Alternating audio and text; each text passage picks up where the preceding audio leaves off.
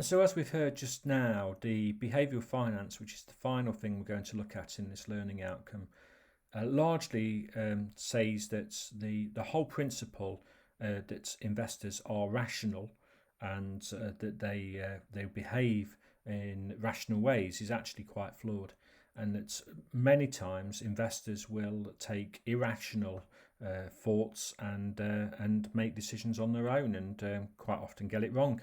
So there's a couple of internal theories that we need to look at here within the behavioural finance model, and we're going to look at these one at a time. The first being prospect theory, loss aversion. And I don't think it's hard to agree with this, actually, that investors put different weights on losses and gains. So faced with the prospect of an identical loss to an identical gain, investors feel far more hurt by the loss than they feel cheered up by the gain. So an investment goes down by 10%, the end is nigh. An investment goes up by 10%, then is that all? That is kind of like the theory that it puts on there, and anyone that's worked in the financial services industry will, I'm sure, can relate to that in some past examples of dealing with clients.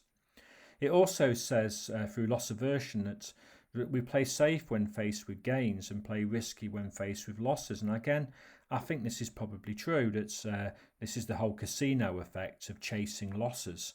That we generally don't want to lose, but when we do lose, we double up to try and get back our losses. That we feel a sense of annoyance as to having made a loss and go chasing after it.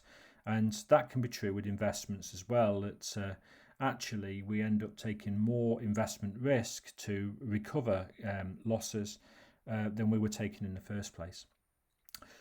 Regret plays a big part in life for a lot of people, and regret in terms of behavioural finance is that having made investment decisions themselves, some investors will not be keen to reverse that decision.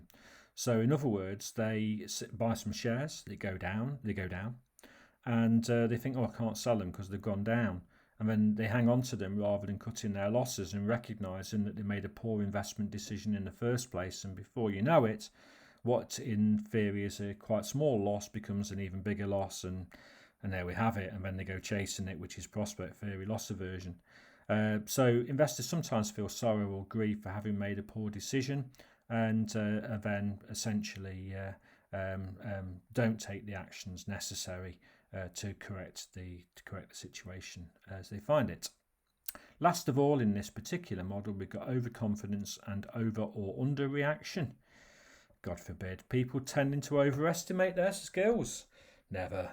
As you can probably imagine, that is generally the case, and you just need to talk to anybody that's invested in cryptocurrencies to know that.